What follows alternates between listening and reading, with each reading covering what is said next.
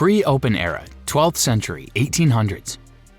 There was a time when tennis didn't have rackets, no shoes, or even a court like we know today. In fact, it wasn't even called tennis. Back in the days, around the 12th century in France, the people played a game called jeu de paume, which means game of the palm. They would hit the ball back and forth using their bare hands. But eventually, players started wearing gloves and using wooden paddles. Rackets didn't show up until way later. This wasn't a game for peasants, it was for kings and rich folks.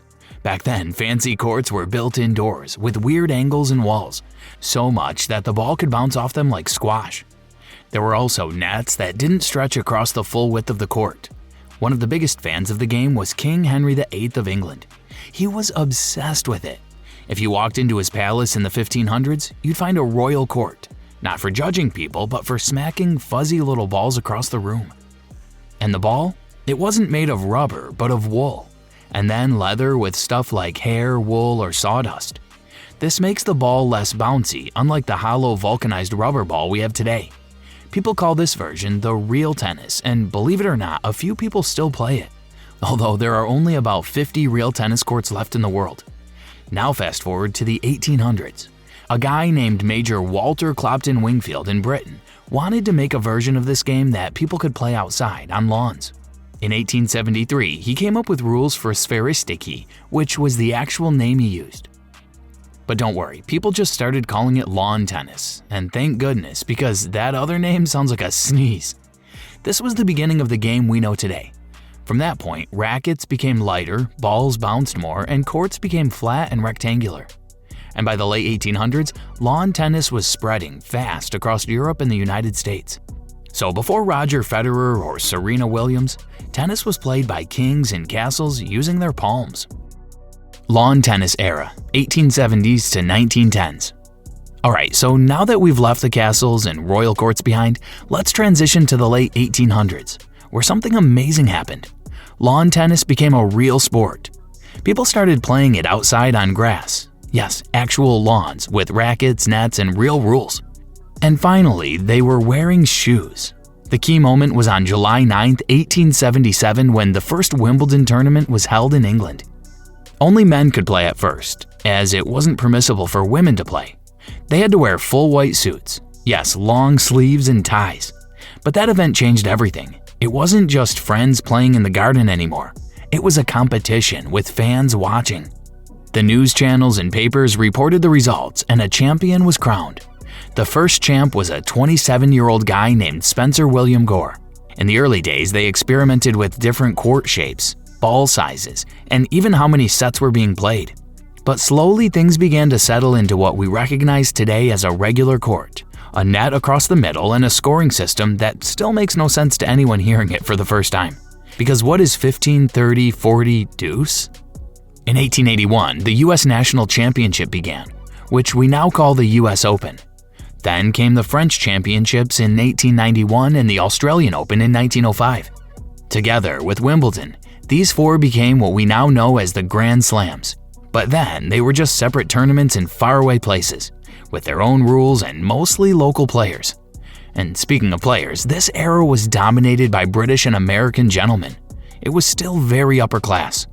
In 1884, the championships expanded, allowing women to compete in Wimbledon, but only if they played in long skirts and didn't sweat too much. Nonetheless, stars began to emerge like Lottie Dod, who won 5 Wimbledon Ladies Singles Championship titles by the time she was 21. The first one was when she was only 15 years and 285 days old in 1887. She remains the youngest ladies singles champion. By the 1910s, tennis had moved beyond a garden party game. It became international. It had passionate fans and real drama. The stage was now set for bigger global and professional sport. The amateur era, 1920s to 1967. In the late 19th century and early 20th century, tennis began to look like the sport we know today. Crowds became bigger, rackets got better, and players were serious. But nobody was allowed to get paid. That's right, if you take money for playing, you'll get banned. It was paid primarily for enjoyment and personal satisfaction. During this time, the 4 Grand Slams, Wimbledon, US Nationals, French Championships, and Australian Championships were the biggest stages in tennis. But you could only play in them if you were an amateur. That means no prize money, no sponsorships, just a trophy, a pat on the back, and maybe a fancy dinner. Still, that didn't stop legends from shining. One of the first megastars, Bill Tilden, an American who dominated the 1920s. He won 10 major titles and basically made tennis cool in the US. Tilden had charisma, power, and a wicked backhand. He also helped transform tennis into a spectator sport. People paid to see him, even though he wasn't allowed to get paid. Across the Atlantic, Suzanne Lenglen of France was breaking records and breaking fashion rules. She played in sleeveless dresses and crushed her opponents with flair. She won 6 Wimbledon titles and was one of the first women athletes to become a global celebrity. She was the Serena Williams of the 1920s. The 1930s brought us another icon named Don Budge. He was the first man to win all 4 Grand Slams in the same year, 1938. And that's called a calendar Grand Slam, and it's as rare as a unicorn doing the splits. Then came the 1950s and early 60s. At this time, the women's game began to evolve. Stars like Maureen Connolly, who was the first woman to win all 4 majors in a year in 1953, and Althea Gibson, who was also the first black player to win a Grand Slam title in 1956, were making history and smashing barriers. Then came Rod Laver. In 1962, while still an amateur, he completed the calendar Grand Slam. But then, like many before him, he turned pro and vanished from the slams because only amateurs were allowed to play. However, everything changed when the tennis world finally cracked in 1968. That's when the Open era began, when pros and amateurs were finally allowed to compete in the same tournaments. The sport we know today, where the best players face off for trophies and prize money, was finally born. The Open era, 1968 to 1989. The year 1968 marks the beginning of the Open era, where the Grand Slam tournament allowed professionals and amateurs to compete together. The very first Open tournament was the British Hard Court Championships in April 1968. But the real show started a few months later at Wimbledon. For the first time ever, fans got to watch all the top players, amateurs and pros, compete in one draw. The crowd became more interested in the game, and tennis transitioned into a real sport, not just an expensive hobby. So, who were the early kings and queens of this brave new era? Let's start with Rod Laver. In 1962, he won all 4 Grand Slams in 1 year. And guess what? In 1969, just a year into the Open era, he did it again. Shocking, right? He won his second calendar Grand Slam and competed this time with the world watching and the best players. Till this day, no male player has ever repeated that feat. Meanwhile, on the women's side, we have Margaret Court, who was also dominating. She won 24 Grand Slam singles titles, a record that still stands in the Open era. Although Serena Williams came really close, Margaret Court was powerful, consistent, and nearly unbeatable on all surfaces. Then came a year when tennis got a little wild, the 1970s. We started seeing rock stars of the sport. The first was Bjorn Borg. He's a cool and calm Swede with the headband and icy stare. He won 11 Grand Slam titles, including 5 straight Wimbledons, and made tennis look effortless. His battles with the fiery American John McEnroe are the stuff of legends. One was ice and the other was pure fire. Speaking of McEnroe, he was known to be loud, brash, and ridiculously talented. He brought drama to every match. At the same time, we have Jimmy Connors, who was charging through tournaments like a bulldozer. He was left-handed, aggressive, and had a never-backing-down attitude. He also won 8 Grand Slams and over 100 career titles, one of the highest in history. But let's not forget the women. The 70s and 80s were a golden age for women's tennis. Women like Chris Evert, with their baseline brilliance and icy focus, ruled the clay courts. She won 18 Grand Slam titles and was world number 1 for 260 weeks. Right beside her was Martina Navratilova, a serve and volley machine who changed the game with her power. She won 18 Grand Slam singles titles, 31 Grand Slam doubles titles, and is widely considered one of the greatest to ever play. There were times when Evert played against Navratilova. That rivalry was epic. They played 80 times, including 14 Grand Slam finals. No 2 players in history have met more, and the tennis fans got a front row seat. During this period, tennis also started gaining global traction. Players from Australia, Sweden, Czechoslovakia, the US, and beyond were battling for titles. TV deals exploded, prize money grew, stadiums filled up, kids were picking up rackets everywhere. The sport was booming. We also saw the rise of Andre Agassi toward the late 80s, although he hit his peak in the 90s. With flashy outfits, long hair, and killer ground strokes, he helped bring tennis into pop culture. And yeah, we have one more legend that deserves mention. His name is Ivan Lendl. Lendl was a quiet yet deadly ultimate professional. He reached 19 Grand Slam finals, winning 8. His fitness, focus, and mental strength set the standard for the modern era. Many credited him with ushering in the physical and baseline dominant style of play we see today. By 1989, tennis had fully transformed. The Open era had broken down the barriers, bringing all the best players together, and turned tennis into a global professional sport. From the wooden rackets and grass courts era to neon shoes and hard-hitting rallies, the sport had come a long way in just 2 decades. But this was just the beginning, because as the 90s approached, tennis entered yet another golden age, full of rivalries, power, and personalities that would redefine the sport again. The Power Era, 1990s to early 2000s. If the 70s and 80s were about style, rivalries, and evolution, the 1990s were about power. This was the decade when tennis hit the gym, changed rackets, and said goodbye to the gentleman's game of touch and feel. Suddenly, everyone was smashing serves over 130 miles per hour and trading ground strokes like sledgehammers. The game got louder, faster, and way more explosive, and fans loved it. Let's talk about the rackets. Now, woods were no longer in use. Composite materials like graphite and Kevlar were introduced. This gave the ball more speed, spin, and aggression. Combine that with improved training, bigger muscles, and more athletic footwork, and a new game style. And no one brought that game better than Pete Sampras. Sampras didn't just win, he dominated. With a cannon for a serve and a smooth volley game, he won 14 Grand Slam titles, a record at the time. He held the world #1 ranking for 6 straight years, 1993 to 1998, a record that stood until Federer came along. Sampras was unbeatable on grass and lightning-fast hard courts.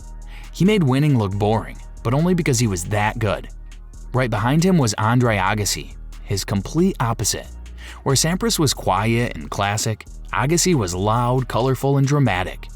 With his return of serve, incredible baseline consistency, and iconic style, Agassi became the people's champion. He's also one of just 8 men in history to complete a career Grand Slam, winning all 4 majors. And he did it on his own timeline, bouncing back from personal struggles to win the French Open in 1999 after years in the wilderness. There was also Boris Becker, a player from Germany who had already stunned Wimbledon as a teenager in the 80s but continued his reign into the 90s with jaw-dropping power and relentless diving volleys. Then there was Michael Stich, Patrick Rafter, and Goran Ivanišević, the wild-card Croatian who finally won Wimbledon in 2001 as a wild-card entry. On the women's side, we have Steffi Graf, who gained pure domination. With her insane footwork, killer forehand, and trademark composure, Graf owned the 90s. She won 22 Grand Slam titles, held the world #1 rankings for 377 weeks, still unmatched, and in 1988 she pulled off the legendary Golden Slam, winning all 4 majors and Olympic gold in the same year. No one, man or woman, has ever done it since. But Graf wasn't alone. There was also Monica Seles, the left-handed phenom with a 2-handed forehand and backhand who grunted her way into the spotlight. Between 1990 and 1993, she won 8 Grand Slam titles, becoming world #1 at just 17. Her rivalry with Graf was fierce, but tragically interrupted when a deranged fan stabbed Seles in 1993 during a match in Hamburg. She was never quite the same after that, but her early dominance remains unmatched. And then came the next wave, a pair of sisters from Compton who would change the sport forever. Venus and Serena Williams burst onto the scene in the late 90s. They were strong, confident, and unapologetic, and they played tennis with the kind of power and athleticism the game had never seen. While Venus reached the top first, it was Serena who became the GOAT contender. But more on that in the next section. In doubles, too, the 90s saw legends rise. The Bryan brothers, though more dominant in the 2000s, began laying the foundation. Players like Yana Novotná, Martina Hingis, and Arantxa Sanchez Vicario combined singles brilliance with doubles success, showing versatility across surfaces and formats. This era also saw the shift toward baseline dominance. Serve and volley was still alive, but barely. Hard courts and slower grass surfaces were favoring players who could outlast you from the back of the court. This tactical evolution set the stage for the grinders and heavy hitters of the next generation. Off the court, tennis went mainstream. Sponsorship deals exploded. TV broadcasts became global. Players were household names, on cereal boxes and front row at fashion shows. The sport wasn't just about competition, it was about celebrity. Tennis became a pop culture. However, this era also highlighted something deeper: professionalism. Players were hiring nutritionists, strength coaches, and psychologists. The modern era of tennis became a science. No more guesswork, just results. As the 1990s faded and the new millennium dawned, fans were left wondering, could anyone dominate like Sampras or Graf again? Could the next generation live up to the hype? Oh, they didn't just live up to it, they rewrote the entire script. The Big Three era, 2003 to 2022. If you started watching tennis in the 2000s, there's a good chance you thought the ATP rankings only had 3 players: Roger Federer, Rafael Nadal, and Novak Djokovic. And hey, we don't blame you. For nearly 2 decades, these 3 men didn't just dominate the sport, they became the sport. Let's start with Roger Federer, the man who made tennis look like art. Federer wasn't just winning, he was floating across the court, slicing backhands like a sculptor with a chisel. He won 20 Grand Slams, including a ridiculous 5 straight Wimbledons, 2003 to 2007. By 2012, he had held the world #1 ranking for 301 weeks, a record at the time. Watching Federer was like watching Mozart play piano gracefully, effortlessly, and somehow inevitably. But then came Rafael Nadal, and he wasn't here for your elegance. Nadal was tennis with teeth. His topspin heavy forehand could lift the roof off a stadium, and his intensity? My goodness, this guy played every point like his life depended on it. He basically owns Roland Garros, with a jaw-dropping 14 French Open titles, a record that might genuinely never be broken. And yeah, he wasn't just a clay court machine. He completed the career Grand Slam twice and has 22 Grand Slam titles to his name. And just when everyone thought, okay, Federer versus Nadal is peak tennis, the Joker showed. Novak Djokovic entered the game with a mix of flexibility, mental toughness, and baseline precision that left opponents dizzy. He didn't just join the Federer-Nadal party, he crashed it, flipped the table, and stole the silverware. By 2022, Djokovic had taken over both men in Grand Slams, ending the year with 21 titles. And now, as of 2025, he stands alone with a mind-bending 24 Grand Slam titles, the most in men's tennis history. But what made this era magical wasn't just the stats, it was the rivalries. These guys brought out the best in each other. They met in countless Grand Slam finals, traded world #1 rankings like Pokemon cards, and made us believe we were witnessing a golden age. Because we were. Let's not forget the others who tried to break through. Andy Murray was a generational talent who managed to win 3 Grand Slams and reach world #1, in an era where just surviving the Big Three was impressive. Then there was Stan Wawrinka, who turned into a slam-winning beast almost out of nowhere. And Juan Martín del Potro, the gentle giant who, when healthy, could beat anyone on his day. Meanwhile, the women's game had its own GOAT story, because while the men were wrestling for records, Serena Williams was collecting them. She burst into the scene in the late 90s, but the 2000s were her kingdom. With 23 Grand Slam titles, multiple Olympic gold medals, and the most intimidating serve in women's tennis, Serena dominated across 2 decades. She reinvented what power, athleticism, and confidence looked like in women's sports. Her comeback after childbirth to reach multiple Grand Slam finals was unreal. Her cultural impact even became bigger. Serena didn't just change women's tennis, she changed sports. The present and future, 2023 to present. When giants leave the stage, the silence can be deafening. Federer has retired, Nadal, battling injuries, plays his farewell tune, and Djokovic, though still active, has hinted that the end is near. But the tennis era isn't ending anytime soon. Let's talk about Carlos Alcaraz, the teenager who burst into our screens like a highlight reel on steroids. By winning the 2022 US Open and beating Djokovic in the 2023 Wimbledon final, Alcaraz didn't just announce himself, he roared. He has Nadal's grit, Federer's finesse, and Djokovic's insane movement, all in one. Oh, and he smiles like he's just having fun. Right behind him is Jannik Sinner, the quiet Italian technician who took home the 2024 Australian Open. No drama, just cold, calculated, and laser-focused tennis. He plays like a chess grandmaster who's always 3 moves ahead. And with this clean baseline hitting and improved fitness, he's showing signs of becoming the reliable Grand Slam guy of this new generation. We also have Daniil Medvedev, who's been hanging around the top for a while now. He thrives on chaos. What kept him in the elite conversation was his 2021 US Open win, his near misses, and his ability to dismantle even the best defensive games. We have Holger Rune, a fiery and fearless player built with flashes of brilliance with a side of drama. There's also Alexander Zverev and Stefanos Tsitsipas, who are still in the mix, still hungry, and still chasing that elusive dominance. So the ATP isn't lacking talent, but it is lacking something else: rivalries. The big 3 weren't just great players, they were great stories. You could build entire documentaries around each matchup. Right now, the new generation is still forming those narratives. We're watching a blank canvas slowly get painted, and every match adds a stroke. On the WTA side, things are moving fast, and that's a good thing. Iga Swiatek has taken up the mantle with confidence. After dominating the 2022 clay season and collecting multiple Grand Slam titles, she's become the most consistent force in women's tennis. Her footwork, heavy topspin forehand, and mental discipline feel like a blend of Djokovic and Henin, which is calm, clinical, and commanding. Then there's Aryna Sabalenka, with her brutal power game and fierce competitiveness. When her serve clicks, it's like getting hit by a truck. She clinched the 2023 Australian Open and has stayed in the top mix since.